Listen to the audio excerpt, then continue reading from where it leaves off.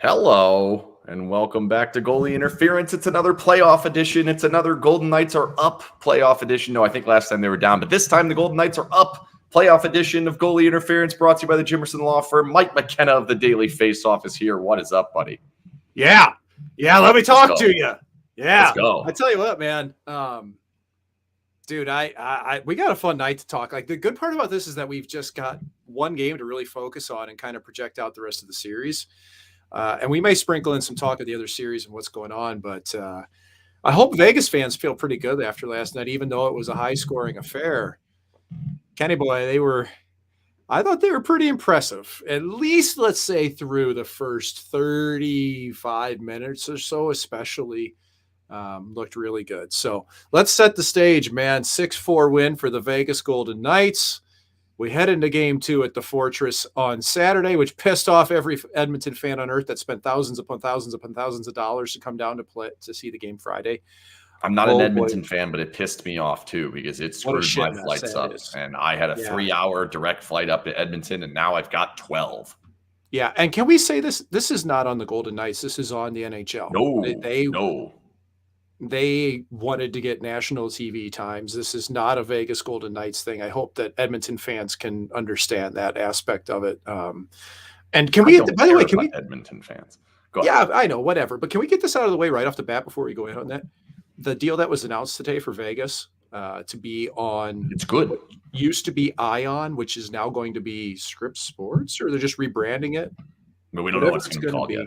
Yeah. Whatever they call that. That's a really good deal for Vegas fans, man, because they don't have to monkey around with having to have cable or the right package. It's over the air. It'll be streaming. Right. This is cool. This is good. It will slow your horses on the streaming. Oh, that was included in the package. Is that not going to happen? We will talk about it. We'll get to that. Let's start with hockey instead of what channel they're on next season. I rewatched the game. Obviously, last night watching the game live, I think I was with most people. Very good game for the Golden Knights. They score 6 times.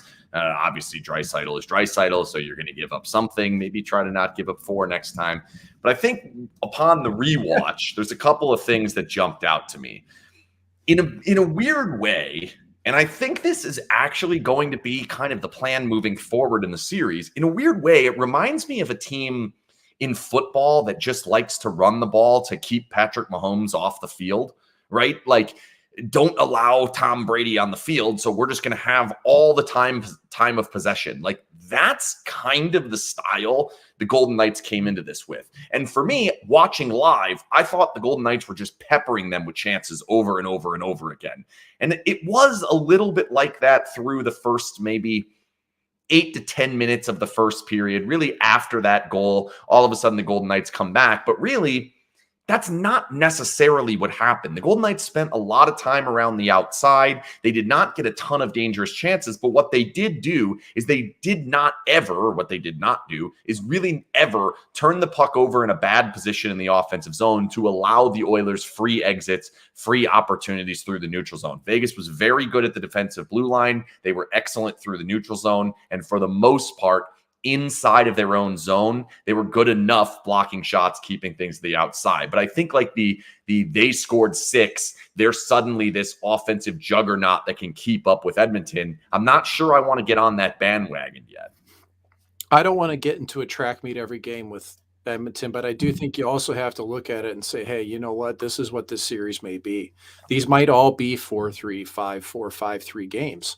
And I think what last night did for me was at least reinforce that I think Vegas can do that if they have to. But the problem is that they cannot allow Edmonton to rev it up at all 5-on-5 if they're going to do that. I mean, like, here's the thing. And they didn't, right? Like they kind of didn't in that game, and they still ended up with 4 Draisaitl goals. Right. And Ken, here's what makes everybody nervous, because you saw, and everybody listening to this and watching this saw how unreal of a job I thought Riley Smith, Zach Whitecloud did on the power play containing McDavid.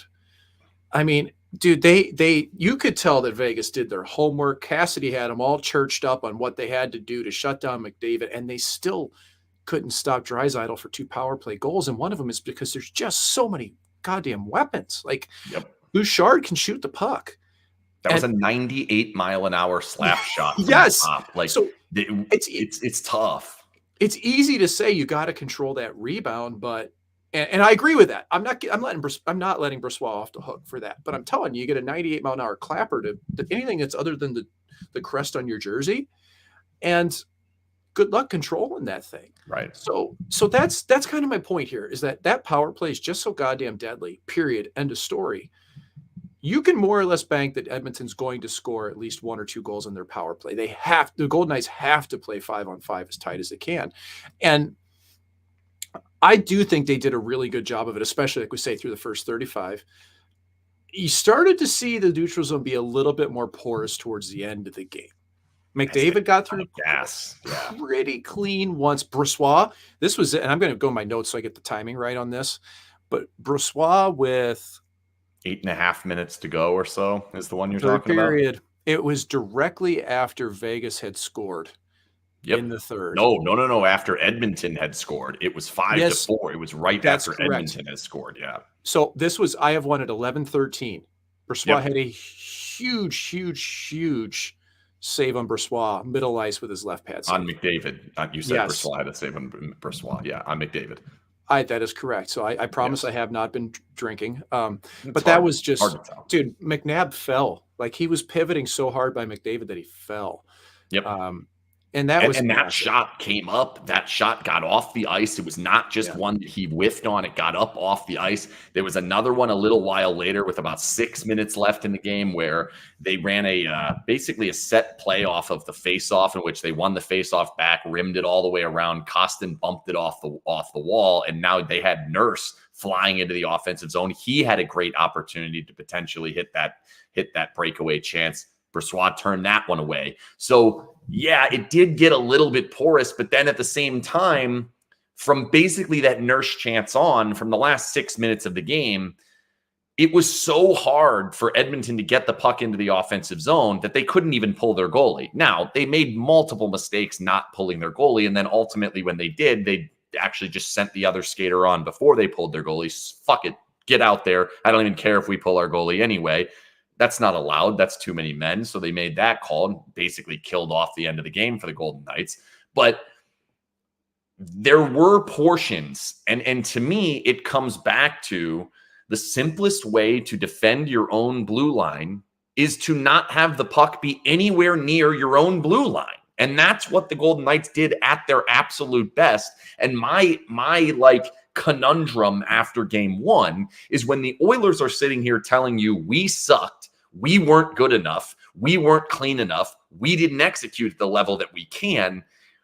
It makes me wonder, can the Golden Knights continue playing that style of what I'm going to call like ground and pound basically throughout the rest of the series, where they are just in the offensive zone doing very little, but it doesn't matter because once the puck comes out, McDavid and Draisaitl are not breathing down your necks. Like, can they continue doing that?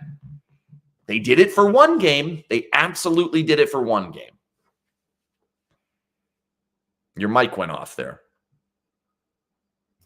Let's see what happens. You know why? Because I got so flustered by one of the comments here from Hockey Diva saying that my hair looks really fluffy today. Would you look at this? I mean, I think she's right. I know, but it's not fluffy. It's just curly. Like, I have naturally curly hair. I know I put a lot of effort into it when I'm on TV for you guys, which, well, that's probably never going to happen again, unfortunately. I also put a lot of effort in. Well, you put a lot of extra like conditioner and sunscreen and important things, and probably some creams of some variety to keep your head. Yeah, no, I just use the same soap everywhere. It's good. That's cool. It's really good to know. So That didn't throw you off at all, did it? It didn't. So Keep saying, now talk about hockey. Good luck, my friend. The dreams match the floor, eh, Ken? I didn't say that. There is no drapes. What am I supposed to do? That's what I mean. That's the point. Oh, jeez. Now we're getting real deep here. Anyway, hey, I know we got a little weird there, obviously, but my point's going to be, I wonder what Edmonton does if they go to 12-6 versus 11-7, because I think they really ran McDavid and Draisaitl pretty hot last game. And, you know, if you're just going to go with those guys on separate lines and then you stack them up every now and then, you saw how tired they were in the last 3 minutes of the game. So can Vegas continue to push the pace against those lines even when they stack them up is a big question. And on home ice, of course, they get the match, which helps. But I mean, did you think the fourth line was great last night? They were all right. I'm actually writing a story about it. I didn't mind the opportunities that they were given. I thought they did okay with it, but in the end, they were out there for that fourth goal, and it was I wouldn't call it an error. It's just they're attacking and they're just not as good as some of the other lines defensively. So I didn't hate them, but I don't think that that's going to work. I don't like the idea of going to them constantly. And I thought Cassidy answered it real well. I have a story with that coming out tomorrow that we'll have more information on that, but it was okay. Yep. Yeah. And I think he put the fourth line out immediately after the goal to try to give him a vote of confidence and a shot in the arm. I'm not sure they deserved it, but they responded. So, I mean, another aspect for me for Vegas is I thought they were pretty good for most of it and they controlled play. And I didn't think it was as much of Edmonton just sucking. Like, I thought that definitely Edmonton made mistakes. They made mental errors. Especially in their own end. More so, yeah. I've got turnovers written often, right? Trying to come off the wall, whether they're forcing it up the wall or to the middle. I thought Vegas read that very well. You can see why Mark Stone's so effective for this team. I mean, several occasions just blatantly reading the play. And there's also, for everybody out there, I don't know if they know the history of Mark Stone and Cody Ceci. They're like best friends, man. So I didn't know that. Yeah. See, I should know this because they're friends and teammates. And I can't remember the lineage of it. One of them, whether they're married to sisters or whether Stone married Cece's sister. Oh, there's some sort of in-law I got to look deep because going on there. Okay, this is where I'm going to get this wrong and get it. Where's Pierre McGuire when you need him? We'd hear it 47 times if he was out there, right? I should probably send him a message to find out. I kind of miss Pierre in some ways for things like that. Don't hate me, everybody. Pierre's actually a really gracious man in person. He is a massive name dropper, but he's a nice Pierre's guy. An awesome dude. Pierre's a super nice guy. Yeah, he is. So in any case, those two are like best buds, and Stone will win that battle all day long when he's trying to see what Cece's doing with the puck. So I didn't think Edmonton was particularly clean, especially like you say in their own zone, and then in the neutral zone, the 1-2-2 just ate them up until they finally started to get through later in the game. So I think they'll make a little bit of an adjustment with that. But for me, it's just we've said this all along. Like the resiliency of Vegas, man, just is shocking. Like straight up, man. Like Edmonton goes down, scores, and 40 seconds later, Barbashev. There you go. So yes, wives are sisters. Thank you. I knew something close to that. But 40 seconds later, Barbashev chucks one in there, and it wasn't just that Barbashev like got lucky on his goal. He went down, no. He forechecked like a MFer. He won a puck battle, got it out to the front. He's in the right place. And this is maybe a little bit fortunate on the first White Cloud shot being deflected right back to him. But again, like that's create your own luck. You're in the offensive zone for most of the night. You're going to get those chances. Like I want to throw that in there, but you're right.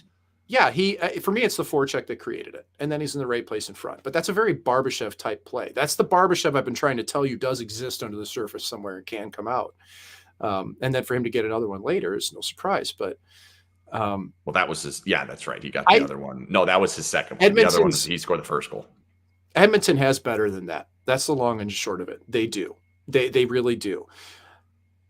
Vegas, I think, we probably saw closer to what they have. And so, folks, I'm going to take it here for a second. Ken just went to say goodbye and then go get somebody at the door. So, um, for me watching it, I thought that not just that Edmonton had better, but Vegas was going to have to find better as this series went along. Because for Vegas, it's not about just hold and serve here.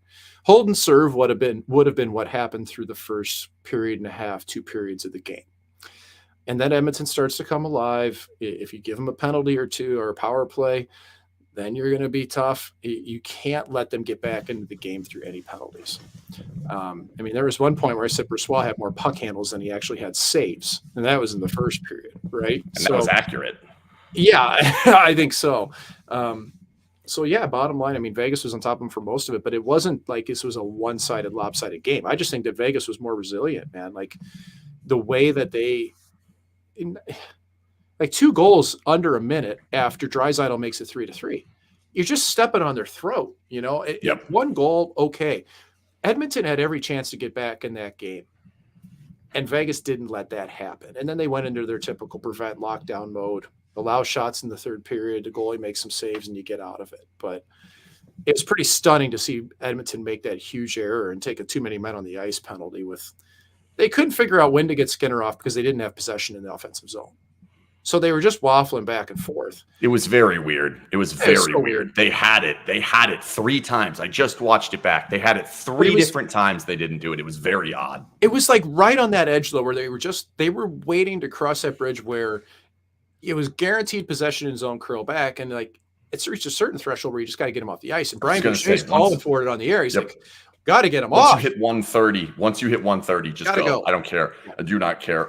So moving off of that, I want to talk about, I've got 3 games that kind of come to mind, and none of the 3 are actually particularly great. And I want to kind of get your opinion on it because I have some parallels in 3 different games in the history of the NHL and these 2 teams. But before I get to those, I want to tell you that this show and all episodes of Goalie Interference are brought to you by the Jimerson Law Firm. Jimerson Law Firm is one of Las Vegas's preeminent law firms specializing in high-stakes business, civil, and family litigation, and calling me and talking about the game because that just happened, and I enjoy my calls with the Jimerson Law Firm. When winning matters, seek out the Jimerson Law Firm. When calling me matters, seek out the Jimerson Law Firm.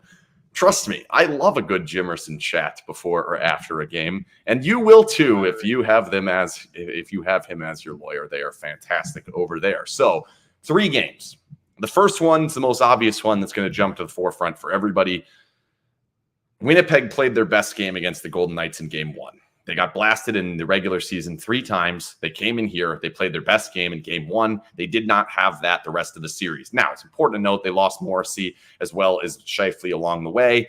It's possible that had a fairly large impact on the series. Number 2, the Golden Knights played a very similarly hectic game in Game 1 of the Stanley Cup Final in 2018. Golden Knights won by the exact same score of 6-4. It was a shockingly wild game, just like this one where we weren't really sure what we were going to get out of the 2 games. The Golden Knights had been off for an extended period of time. Before that game, they won against Winnipeg in 5 games. Where have you heard that before?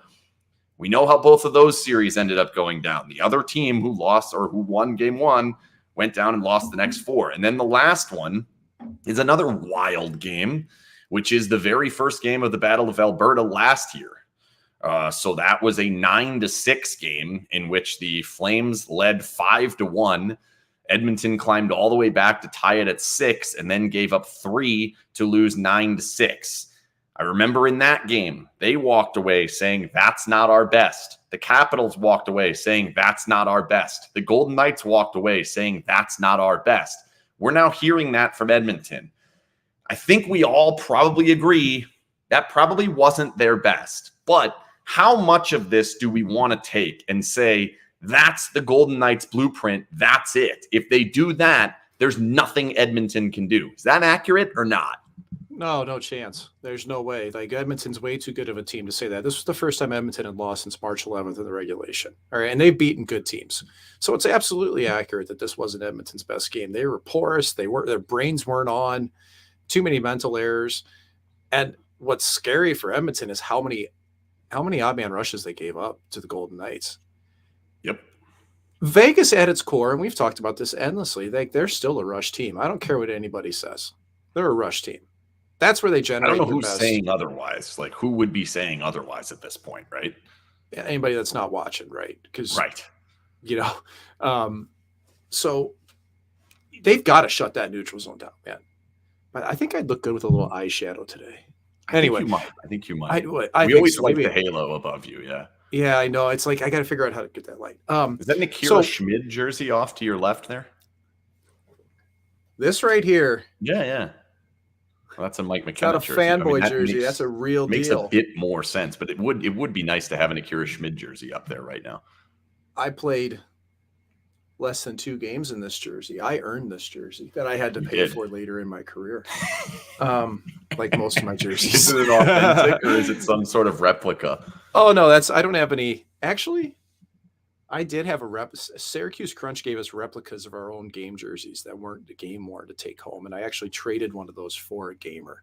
But in any case, so if Edmonton can stop giving up odd man rushes, if Edmonton can find a better way to break through the neutral zone, which they started to do later in the third period, hey man, this could absolutely be a game. But Edmonton's going to focus on trying to shut down chances against as well. And I don't think that this was actually a fairly low event game for these two teams. It doesn't look like it when you look at the scoreboard. You look at the high danger chances, and they're both, I don't know, like 10 and 11 each. I guess pretty close. But Vegas was better. Goaltending, we'll probably touch on that in a second, was probably edge Vegas, I'd say, by a little bit.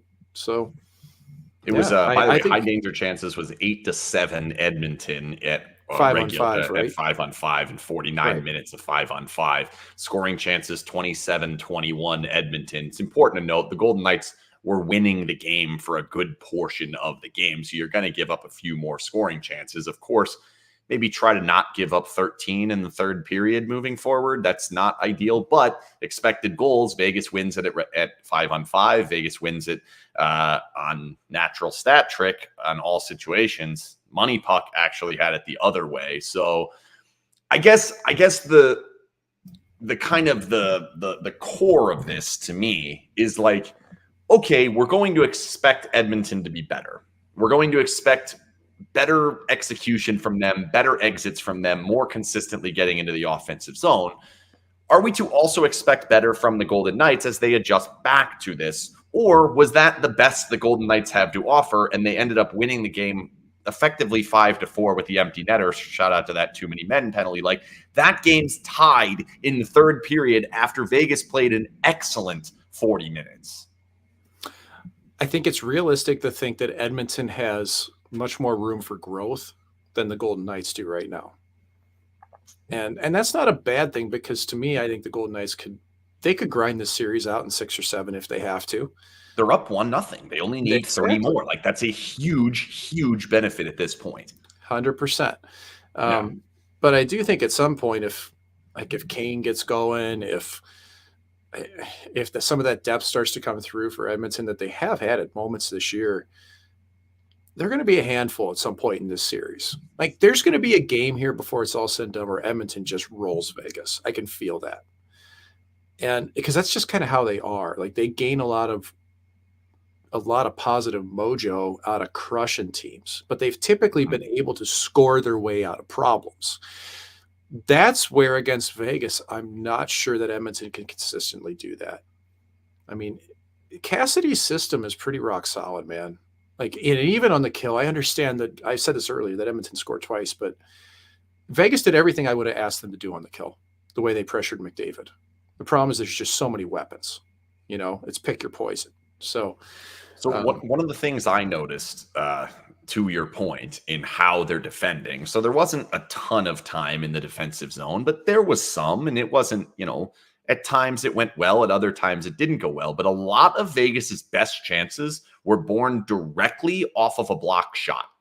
And it's not your guy fires it into the dude's shins and then they get a breakaway off of it. It's not that. It was block shots down in the low slot, out in the home plate area in front of the goal, that Vegas is then quickly transitioning to hit a 3-on-2, 2-on-1, something of that sort, get those odd man rushes. And to me, in theory, the more offensive zone time that Edmonton gets, while Vegas will not have as much offensive zone time and may not have as many of those kind of chances that they get with their spray and pray and that type of thing. What can possibly happen is each exit has a higher probability of being a transition chance the other way. So that's one part that I don't know that I noticed live. Watching it back, there were multiple opportunities Smith and Carlson got. There was one funky hop that the puck was rimmed around and went off the referee's boot, and it caused this little weird scrum in the neutral zone, and Vegas popped 2-on-1 out of that.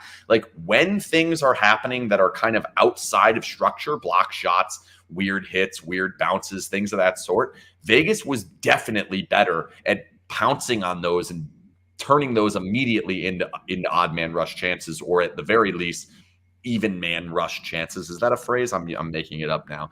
And it was creating transition opportunities. But that's not what you would expect out of Vegas. You think Edmonton would be the team that could pounce on those. If you think about it, like the skill level of Edmonton, you're thinking, well, I actually think that but you take their structure's not as strong. I think they don't play the same style, where Vegas is kind of built for that opportunity. They're built for when things break down, especially in the neutral zone. Yeah, and honestly, I think throughout Vegas's lineup, they are built to be more on the rush than Edmonton even. Like, if you take away McDavid, like, Draisaitl's not a speedster. He's great on the rush because he can put the puck in the net from anywhere. Okay, his shot's ridiculous. He's so good, man. He's so good. And honestly, this is why you get down to 8 teams in the playoffs. It's so much fun to watch because these players are all, and these teams are so good, man. Like, both of these clubs are really good.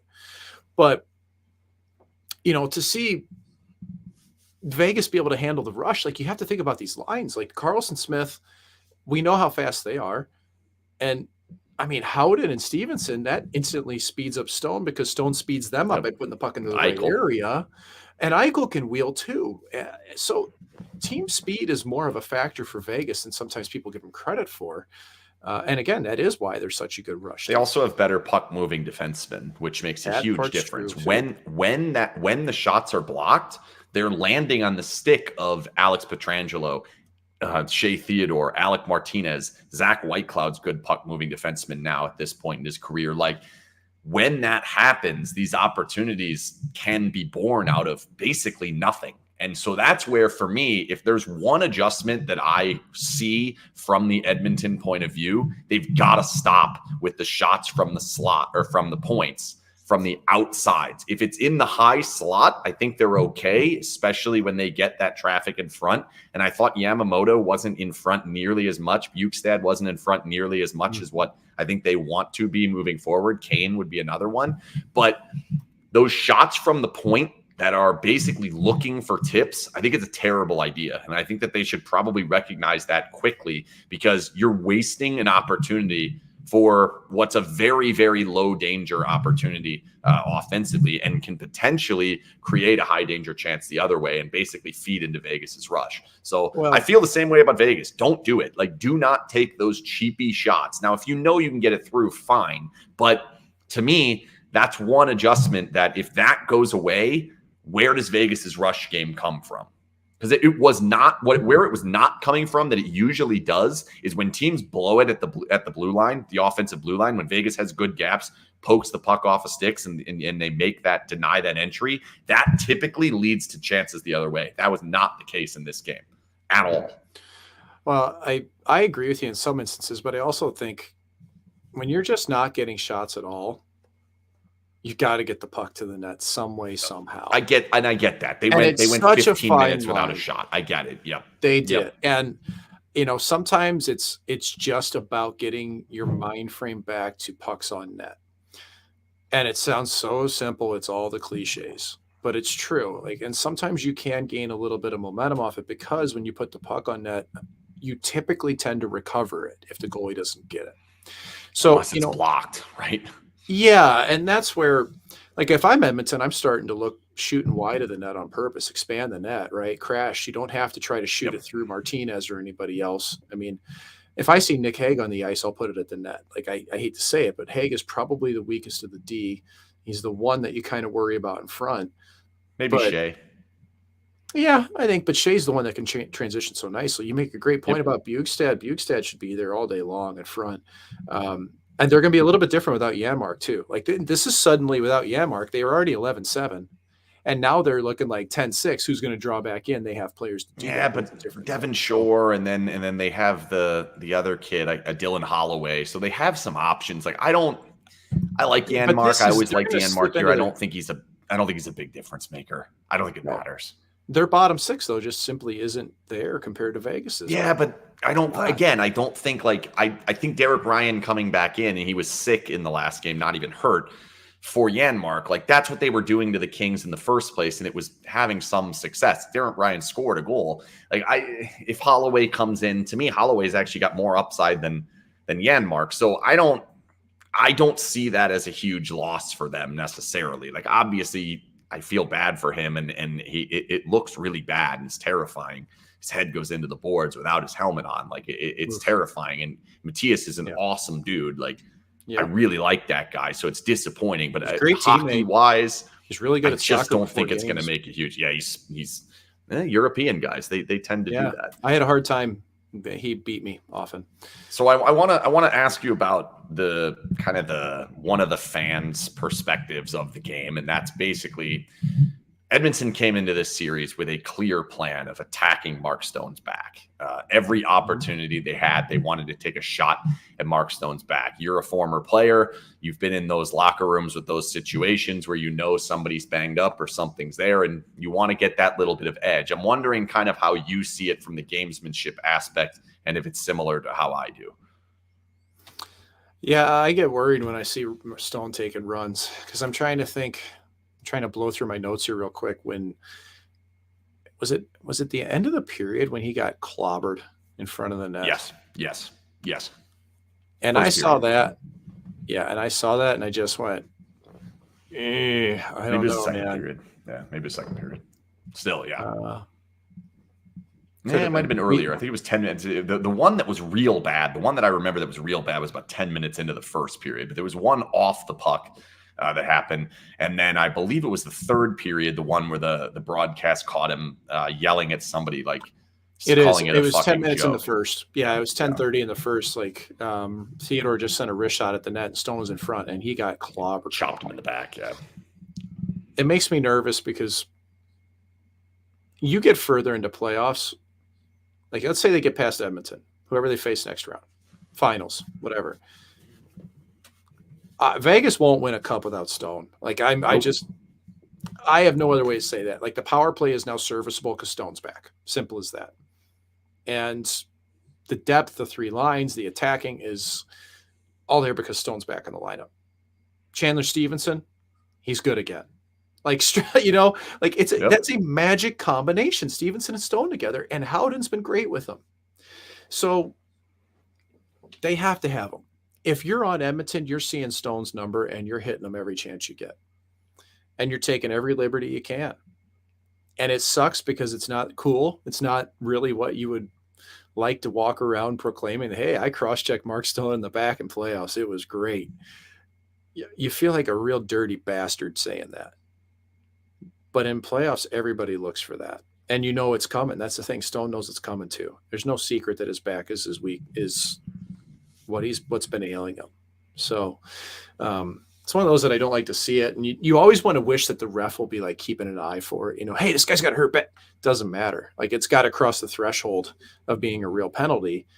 And Edmonton towed it right to the line for the most part, but never crossed much. So there's two other aspects to it. One is Cassidy was not hesitant in kind of bringing it up today, seeming like he's kind of aligning for the next referee pair to kind of, hey, fellas, this is happening. This is bullshit. Keep an eye on that. I don't think any of them had to be a penalty. I think maybe that one you're talking about could have potentially been a cross-check. Puck's dead.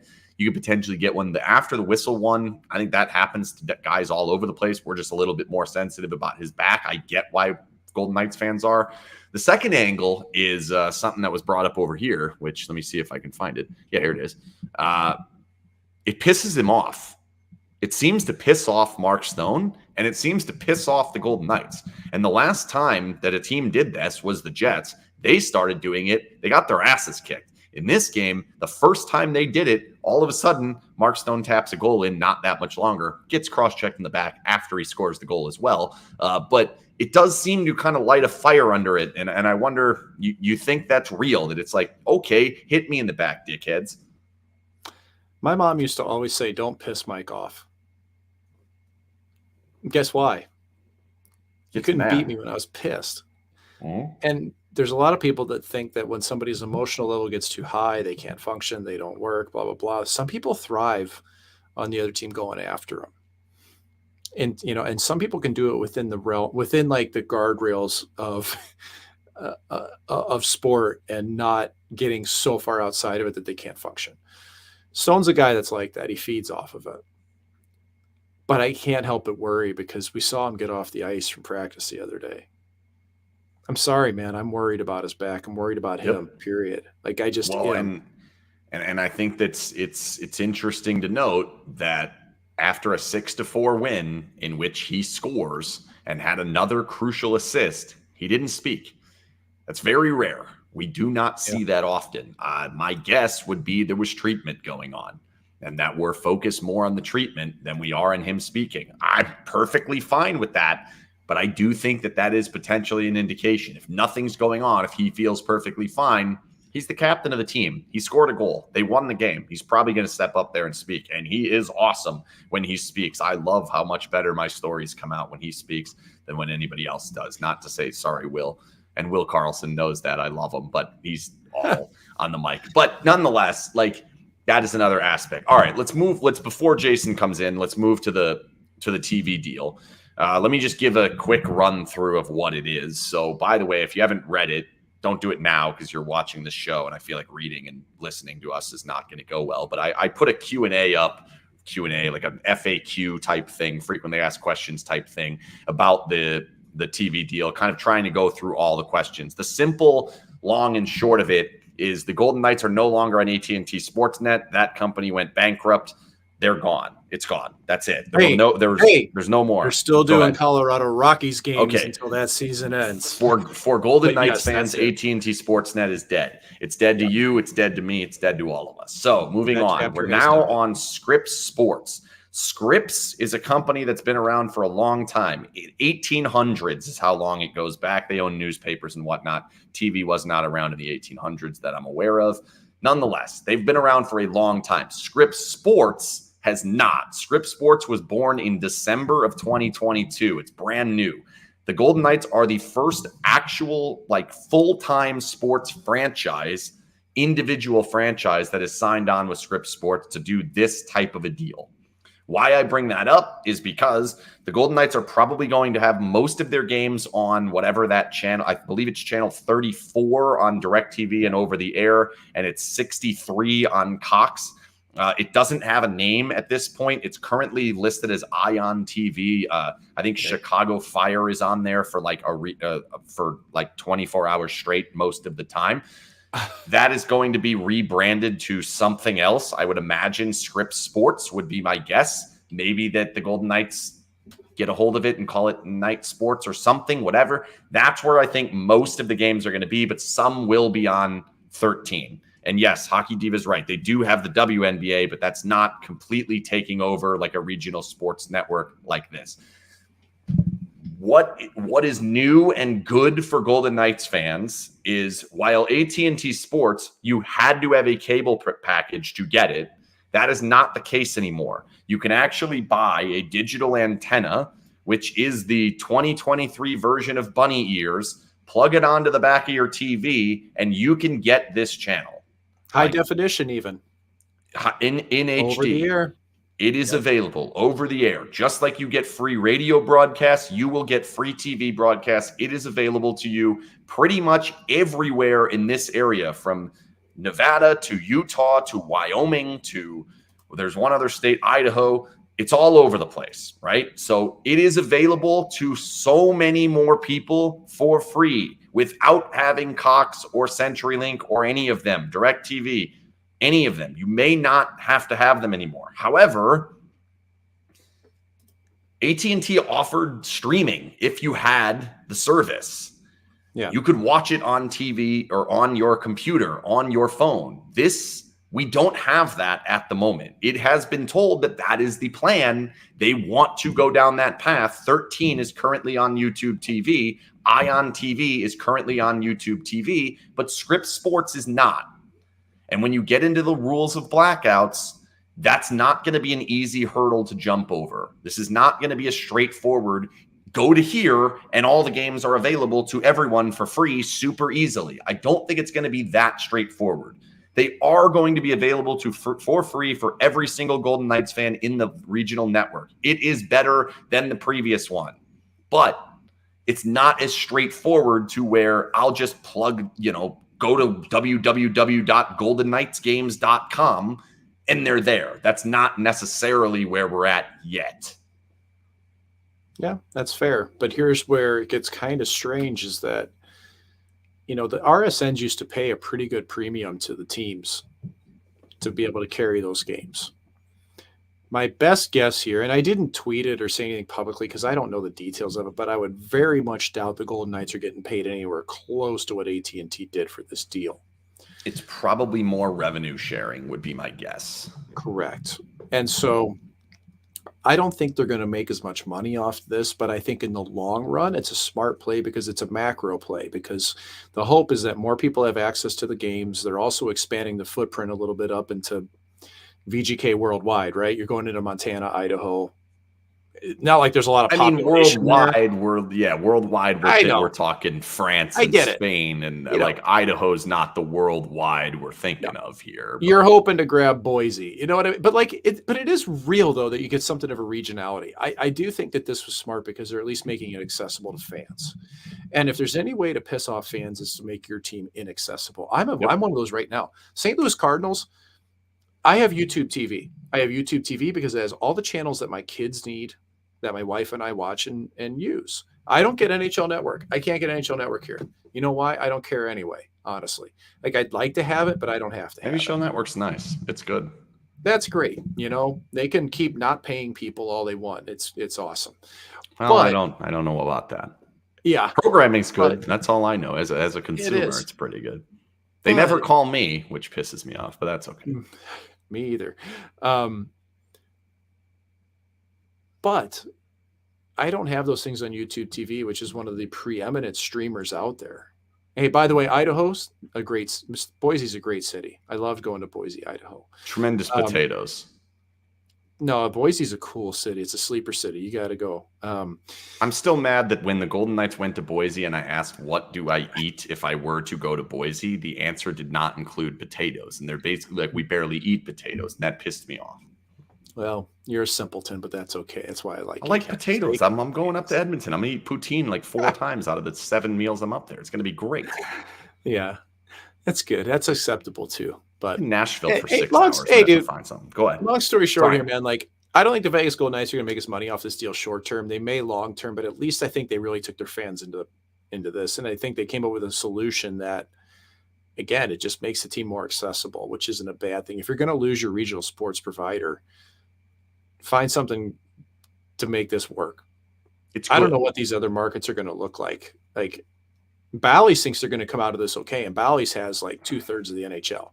Right. They think they're going to come out of bankruptcy and be totally fine, and I do not share that optimism whatsoever for regional sports. I don't either. And that's where I do have a little hesitation in calling this like a long-term play. I'm not sure that that's necessarily the case, because I don't understand how this isn't just borrowing the regional sports network model and just doing it for a little bit cheaper, in which I think eventually the NHL is going to take control of their broadcasts vis-a-vis the MLS, and NFL has done it for years. I think eventually that's where we're headed.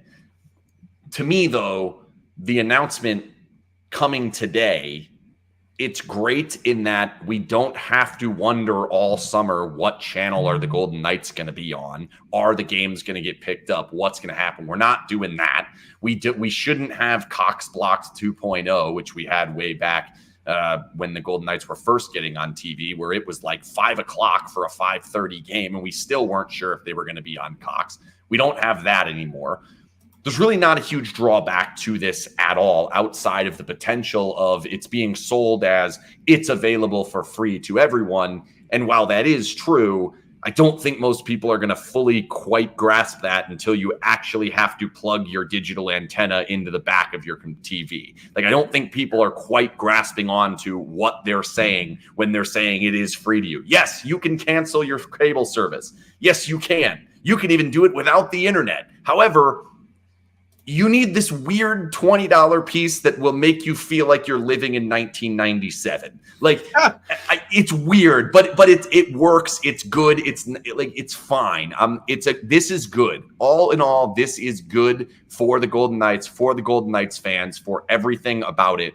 I just don't think it's going to be quite as like, wow, this is the greatest thing I've ever seen in my life. Like, that would have been, hey, pay $5, go to this website. Every single game's available for the rest of your life. Like, that would have been groundbreakingly amazing.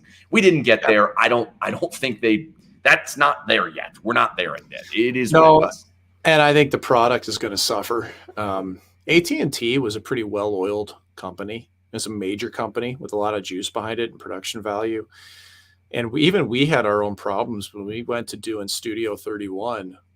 We had a delay like crazy. It was a mess for a while to get that to work. Like, we were flying back and forth from Denver to Vegas, and just it was tough sledding for a bit. But to answer this, no, home games will not be blacked out. Home games are not blacked out. If you are out of market, home games and away games will be available. If you are in market, all games will be blacked out on ESPN Plus, just as they always have been. However, you have the opportunity to plug in your digital antenna and get the game over the air for free. So there should be, in theory, there should be no fan anywhere across the entire United States that cannot access Golden Knights fans either over the air or via ESPN Plus. That is number one great, positive, huge, awesome news out of this. Yes, it is. So, like I say, though, it'll probably be growing pains when it comes to the actual production value, because they're going to have to hire all new everybody to do this.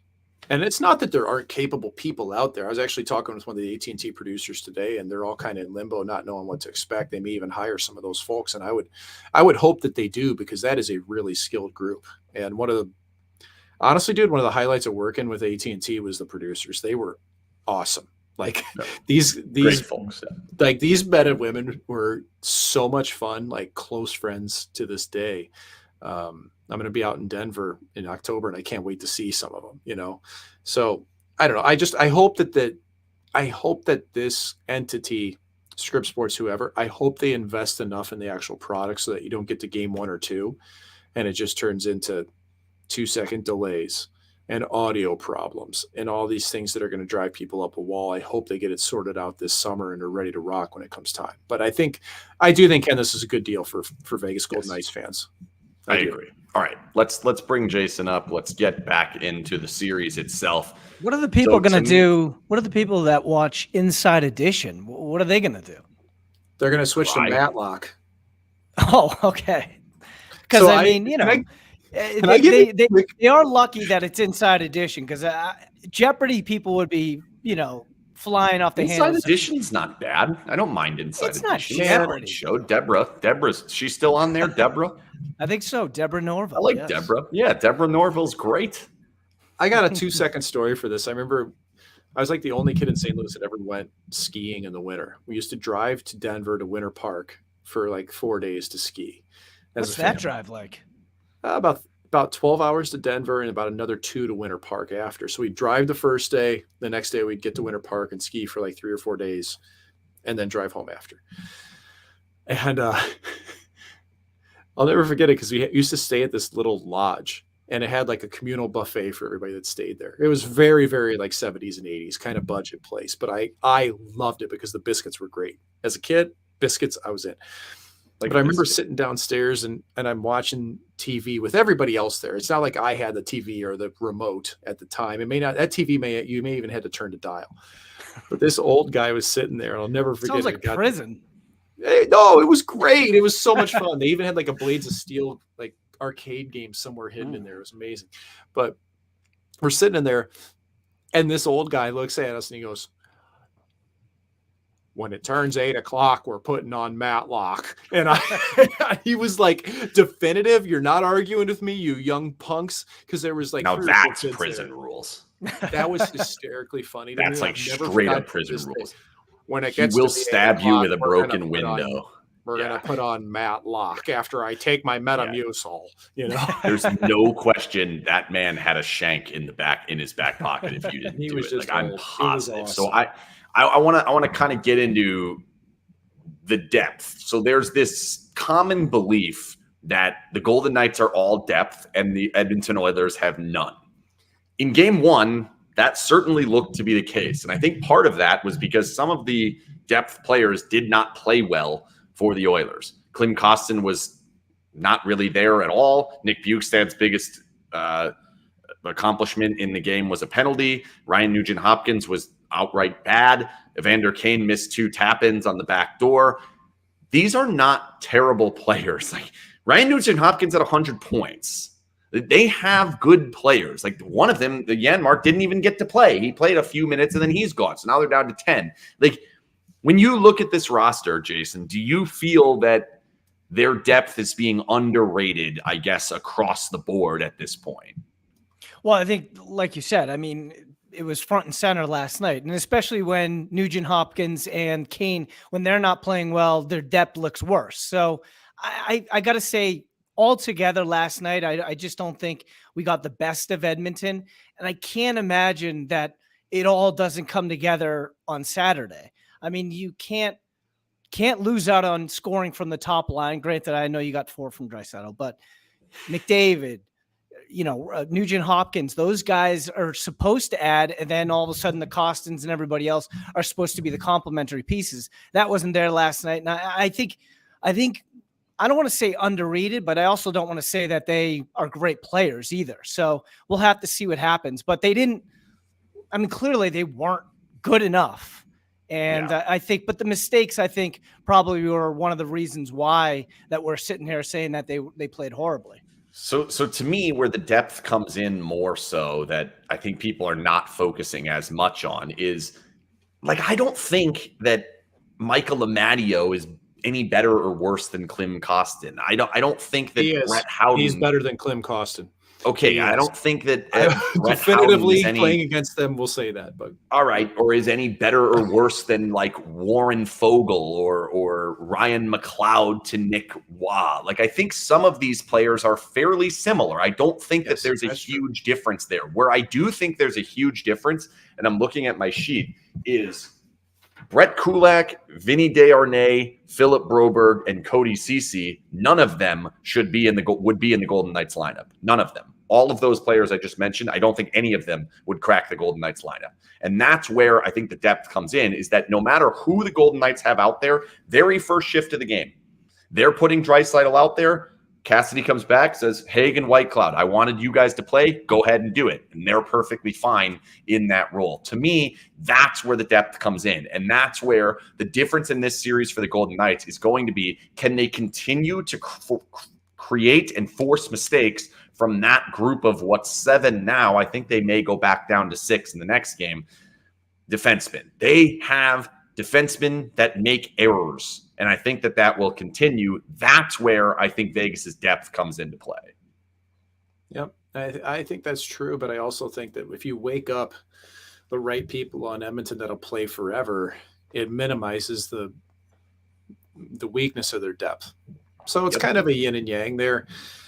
I really think that Vegas better just worry on trying to wear out their top lines on Edmonton, or at least be so by making them defend. That's unlikely to happen, don't you think? Did it yesterday? Yeah. I mean, I wouldn't discount it. I think they can. Okay. Like I don't think that's a slam dunk. I don't think they're good. Vegas Golden Knights are going to do it for the remainder of the series. I think what they're trying to do is that you're trying to do that for 55 or 60% of the time. And if you can do that, that's probably a win against that skilled a type of player, because you want that matchup with Fogle and McLeod. And if you can, Bjugstad. Bjugstad was a pretty good third line player on the Coyotes this year. And I love Nick Bjugstad. I love seeing him reinvigorate his career. But he's not a weapon. He's a big body who plays pretty well. Not a fast skater, really. He's a guy that honestly Vegas should be able to expose in the depth, I would think. Well, you're going to have. I mean, you're going to have Draisaitl and McDavid still play 24 minutes, even if. I mean, like they did last night. So even if the depth is playing well for the Oilers, you're still going to have that top line out there a lot of times. So I find it really difficult, even though they played great defensively yesterday. I find it tough that they're going to shut down that top line every game. They did not shut down. They didn't shut down the top line. Leon Draisaitl had 4 goals. They didn't shut them down in game 1. So as much as we want to sit here and say like things went well, they did wear them down. Like, no, McDavid had an unbelievable chance with 8 minutes left in the third period. They were coming down the stretch there. They were humming for a little while. Like they had some chances. Where I think that the wearing them down can really come into play is as we get into the back end of this series, which starts on Saturday, where it is every other day with travel in between, and we have all of this. The Golden Knights aren't relying like the Kings did on, I need to have Kopitar or Danault on McDavid. I have to have it every single time. No, the Golden Knights are fine with any of their 4 lines. They're going to get burnt from time to time. It's going to happen. They're not going to shut these guys out. However, it does distribute that minutes load. And as Cassidy mentioned today, I don't think there's a defenseman in the league who can handle that guy for 24 minutes. There's not. So we have to parse that out and give 8 to each different guy. And I think as the series goes on, that can really start to pay dividends in that, look, they've each had 8 minutes, and this guy has to deal with all sorts of different styles coming at him. That, I don't think we necessarily saw the benefits of that last night. Leon had 4 goals. I think you may as we move forward. Mm-hmm. What about on the flip side? I mean, Evander Kane just came out and he said, during the Kings series, he was being targeted. His wrist was consistently being whacked at. And now they have mentioned that they're going to make it difficult on Stone. They're going to try and wear him down. And is that sort of, argue against what you guys are saying there? You know what I was surprised by? I actually didn't think that Edmonton had any bite at all. I didn't think it was all that much either. Couple of times after the whistle hitting Stone in the back, but outside of that, they were certainly not trying to be physical at all. Yeah. And honestly, after watching LA and Edmonton first round last season and how much of a war that was, like that was dirty hockey. I was between the benches for a game. I was between the benches. I heard it all. It was dirty hockey. Okay. Like Evander Kane's the gatekeeper sitting next to you, just screaming at the LA bench, right? Like, I think they've reined him in. And I wonder if Edmonton's purposefully trying to stay focused, right? Stay focused. Like, I think Edmonton needs to up the ante in terms of intensity a little bit to compete with Vegas. They may in game 2. Yeah, that's one thing I think you need to watch because I think that could ramp up both clubs. And you talk about Mark Stone playing better pissed off. I think honestly, I think Evander Kane's kind of in that same boat, but he's the guy that can cross the line real quick. It's just how many other players on that team in Edmonton really like to play that style? There's just not. I mean, you got Darnell. Yeah, you got some guys that are willing to get a little dirty. Were you suggesting that maybe they were afraid of? They were trying to stay out of the box a little bit? I think they were truly trying to play a clean, smart, fast, win the puck possession battle hockey game, and their brains turned off too often. And they matched up against a Vegas team that at this stage is healthy, and they're really structured and disciplined in what they do. So if you can't get past that, if you're just going to rely on McDavid, like you got to rat it up a little bit here and there, even if you're just trying to draw some penalties, because Vegas isn't going to take many penalties, man. Like Nick Waugh saw that his one-hand hook took a penalty. He's not going to do that again. All right. Alex Pietrangelo knows that was a stupid penalty he took at the end of the period. Okay. He's probably not going to do that again either, unless somebody forces him to get over. However, the Golden Knights, I'm using the term ground and pound. The Golden Knights were in the offensive zone much of the night. There was not a lot of forechecking going on from Edmonton because they didn't dump the puck in all that often last night. There was not a lot of time played in the 80 feet in front of the Golden Knights goal. The more time that's played there was a trip on McDavid that did not go called. He went straight through the middle, and there were 2 sticks that took his feet out. Okay, that's going to happen from time to time. They don't call that one. But as we go on, the more time that is spent in Vegas's end, the more likely we're going to see those penalties. And yeah, you can say Vegas can stay disciplined. They can do that. But it's going to be difficult. You have to slow them down. And if McDavid's going, you're going to have to whack him on the wrist, hook him, do whatever, take him down. You have to do it. So I don't think it's like, they just stay out of the box. It's 0 penalties and we win the series. Well, that's not possible. And the reason it's not possible is because if they take 0 penalties, they're going to get blasted at 5-on-5. You have to have some grit to your game, some willingness to toe the line a little bit. And I just didn't think they had to last night. They didn't have to. All right, let's talk about goalies a little bit. The name of the show is Goalie Interference. The presenting sponsor is Jimerson Law Firm. The goalies gave up 9 last night. Was it a bad goaltending performance on either side? I liked Brossoit's game better than I like Skinner's game. I would say Brossoit was fine. I would say Skinner was okay. But Mike, that weird angle was open all game. They kept trying to go back to that Draisaitl type shot. Yeah, so David tried to do it too. I mean, I'm not saying Brossoit had a bad game, but he kept opening that door for them. And in my opinion, only a couple more minutes and they keep shooting that. Another one's probably going in. I don't agree because I think that Brossoit learned from it. By the way, 2-0 Dallas right now. Yeah. Dallas, Stars, on a wraparound. Woof. I like when they play Pantera. Anyway, I have bias. I like that organization a lot. I like Dallas. I also picked them to win the cup, so I'm hoping they make me look good. Somebody gives you one fat contract, and now here we are. They did. They gave me a hell of a contract, everybody. For the rest of your life, it's your favorite team not named the Blues. You know why? Because I like the guys on the team because I saw some of them get developed and their friends and everything. Anyway, we like the guys on the Vegas team. So anyway, yeah, you're right. But Brossoit, I thought he was fine. The shot from Draisaitl, I had somebody say like, "Oh, nobody could make that shot." Like, no, that's a bad goal. Period. End of story. Like Brossoit should have had his shoulder on the post, taking that away rather than trying to slip down, paddle down. I think he learns from that. They're not going to pluck that again, maybe once or twice in the series if they get lucky. I didn't like how he came out to battle that puck outside of the crease when he could have kept that closer. Skinner, to me,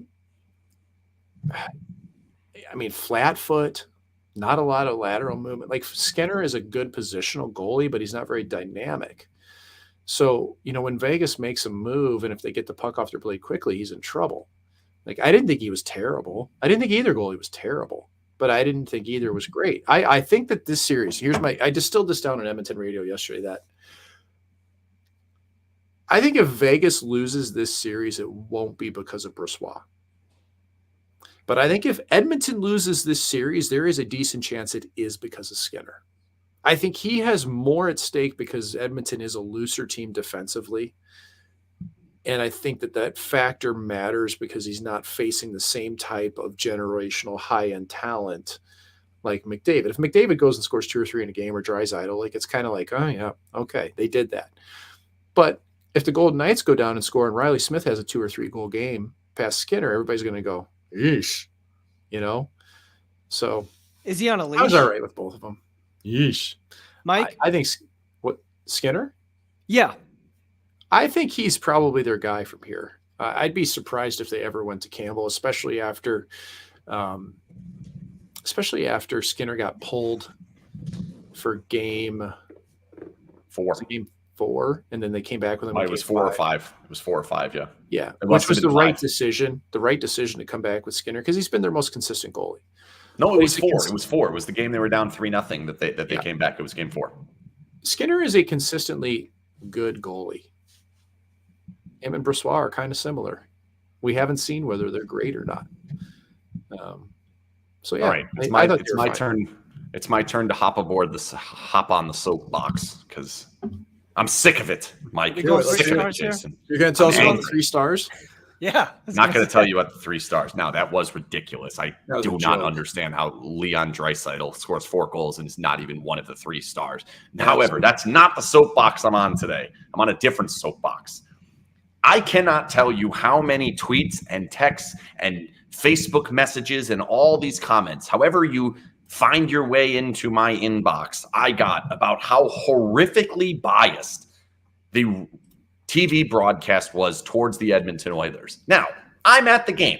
I was in the press box. I'm watching the game. There is no sound in my head other than the madness that happens, which if you happen to sit next to me, Jason did it for a long time. I don't shut the fuck up the entire game during the game. So there's a lot, but nonetheless, I didn't watch it. Okay, so I came home today and I said, all right, usually I watch the games with no sound when I watch them on record because I like to watch the game instead of being told what to look at. That's what I like to do on record. Today, I was like, no, not doing that. I'm watching it with the sound. I even had it up. It was pretty high. Had it on like 22. Normally watch it on like 14. I was hacking away on the up. I had it on, all right? For the first 15 minutes of the game, they did not say anything about the Oilers. Not one thing. They scored a goal. They still didn't talk about the Oilers. They only talked about how amazing the Golden Knights were, how many goalies the Golden Knights used, all of this. 3-0. Look at their resiliency. Look at how great this is. Look at how cool this opening is. Look at how deep they are. Look at their defensemen. They're big. They're strong. Their coach is amazing. All of these different things. Then, all of a sudden, the game turned a little bit. And now it's 3-3. Leon's got a hat trick. They're starting to play a little bit better. What do you know? They start talking about how great Leon is, how great McDavid is, all of these different things. Neutral announcers announce the game based on what's going on. If the Golden Knights play great, they're quote-unquote biased towards the Golden Knights. If the Golden Knights stink and the Oilers are great, they're quote-unquote biased towards Edmonton. No, they're not. They're not biased at all. They just call what's being said. Stop fucking telling me that you think that the announcers are biased. Send your tweets elsewhere, please. Thank you. Good night. I'm out of here. Why do you think they think they're biased? What's causing this? Because they're used to 82 games of not talking about the other team at all, only discussing how great the Golden Knights are. That's why. And again, it is important for me to note, I think Dave and Shane are fantastic at what they do. I think their broadcast is awesome. I enjoy listening to Dave and Shane. However, they are paid by the Golden Knights. They are paid to make you know that they are paid by the Golden Knights. They are not unbiased. So when you hear an unbiased broadcast that actually mentions that the other team exists, this is what you get.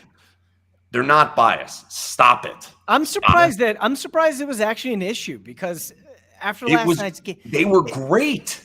It didn't cross my mind that there was bias. They were terrific. The announcers were terrific last night. And I know ESPN catches a lot of shit. I think it was Shusin and Boucher, if I'm not mistaken. Yeah. They were awesome last night. He yells drive too often. And a drive! He yells that too often. Nonetheless, I thought they were very, very good.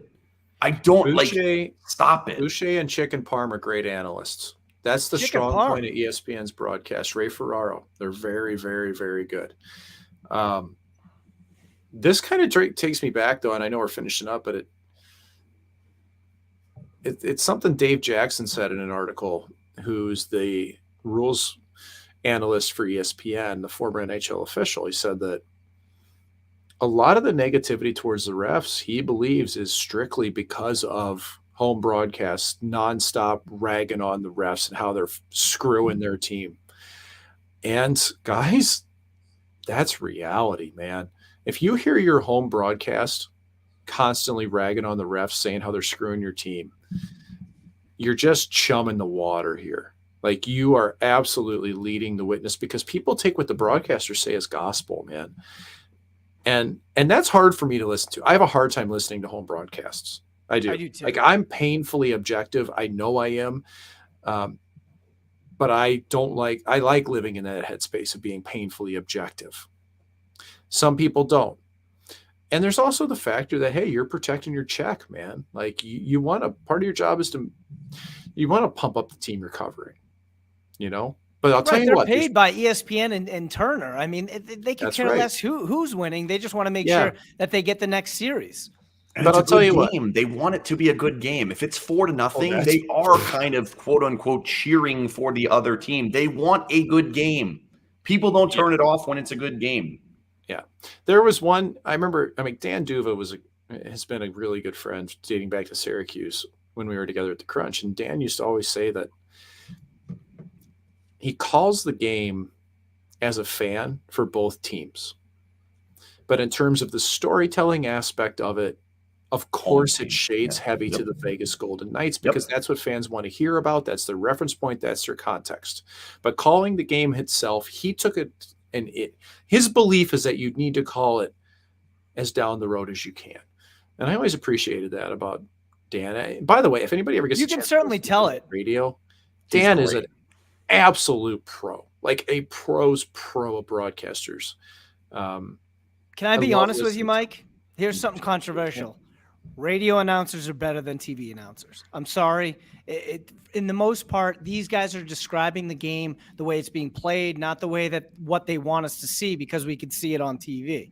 So I agree with you with Duva. Well, radio announcers, TV announcers started out as radio announcers, right? Usually. And there's a different dynamic to it for sure. But radio announcers, when you listen, they have to describe everything to the listener. And that's the hard part. With TV, you can just say, hey, look at that right there when you get the replay.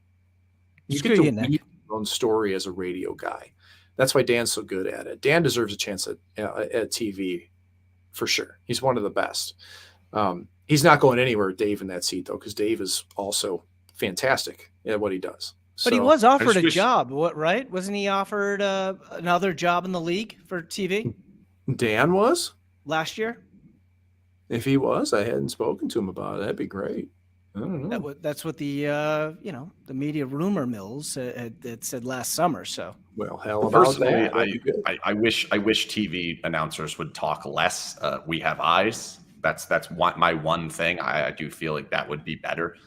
Soccer announcers are tremendous at that. They know how to kind of let the moment breathe, and as opposed to just screaming over the top of it. But it's fine. I think. But again, like the only piece of bias that I thought was potentially in that game, and I was listening intently for it, was when the game went from 5-3 to 5-4. Leon scored his fourth goal. They said, like, there's a lot of game left here. I feel like this game's not over. They ended up being wrong. The game was over at that very moment. However, that's them cheering for a good game. That's what you cheer for when you watch every other game that isn't the Golden Knights. That's who they're talking to. Just please don't tweet me. Tweet anyone else. Anyone else. Just don't tweet me. I don't care who you tweet. Stop tweeting me if you want to complain about biased announcers. Just don't do it. I don't want to hear that shit. Mike, story time. Go. So I get called up to the NHL for the first time ever. And I'm at a Super Bowl party, Norfolk, Virginia. About ready to head out to Virginia Beach. Team had hired limos of all things to take us from Norfolk out to Virginia Beach. I didn't have an NHL contract. I was on an American League one-way deal. Rookie dinner? No, I got called up from Super Bowl party to go to Tampa to sign my first NHL contract to back up the next night or 2 nights later against Long Island, which I ended up getting tossed into that game. The first game I ever dressed in the NHL, I played it. But we're thank you there. I am. So we're hanging out in Norfolk, Virginia, and I don't know what I'm going to do. Right, I got like 45 minutes to go pack, and I don't even know how to do this. What do I bring? I didn't have any reference point. How much do I bring? Do I need suits? Do I like what? And I couldn't function because my dreams were coming true, guys, and I needed to get to the airport, and I didn't know what the hell to do. So I go back, and my wife, girlfriend at the time, thankfully was really, really good about helping me pack, which is the easiest thing on earth. But at that moment, I couldn't do it. And so we get the stuff, we come back by, and we go back by the party. Jay Rosehill's a teammate. Jay Rosehill wheels out, and the limo has a sunroof. And Rosehill's hanging out the sunroof and sees me driving away in my Pontiac Vibe. and he's holding the beer. He may not even have a shirt on at this point. And he goes, "Go get him, Macker, you motherfucker!" As the car's pulling away, and I'm getting called up. And my last impression of Norfolk that season is Jay Rosehill screaming that out of the top of the limo at Super Bowl party. The Super Bowl was in Tampa Bay. I flew in. I saw the Super Bowl from the plane, like the fucking fireworks going off and all that. And stayed at a Howard Johnson for a night, joined the Tampa Bay Lightning. Nice hojo. I like a good hojo. Of all things that I remember, it's Jay Rosehill saying, "Go get him, Mac, you motherfucker!" He's just screaming at me. And that was it. That was the story of me being called up. Short and sweet, but man. Is this the same teammate that took his shirt off and was running around decking people in bars? That was Francis Lassard. No. Okay. I tell you what, Rosie was. Jay Rosehill was an unbelievable karaoke singer. Is an unbelievable karaoke singer. He did Meatloaf's "Blinded by the Dashboard Light" and was like running across the stage. He pulled a girl on stage to duet with him. Like, I never seen this before. And it's funny because now, like, we did the trade deadline show for Daily Face Off, and Jay does a show with Toronto with Nick Alberga, and he worked our trade deadline show. So Rosie and I got to work together again, which was so fun, man. And he's such an off the wall personality. He's a firefighter now out in like Western Canada and does a Leaf show for the fun of it. Those guys are nuts. Yeah. He was one of the most undercover tough guys, man. He better be. He's fighting fires now. Like Ryan Reeves is nothing when you fight fires later in your career, right? Awesome. He's a great guy.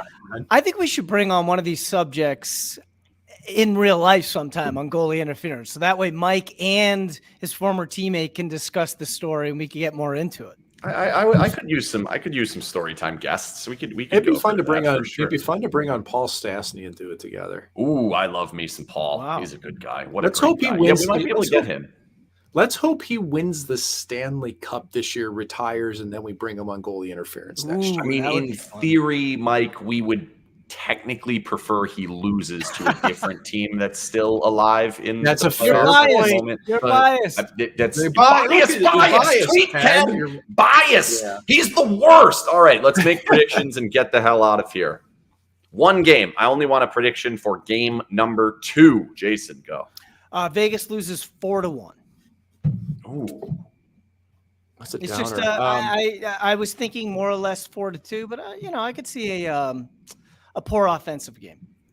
I was going to say that they lose 4-3 in overtime. I think they end up going back to Edmonton 1-1. I do.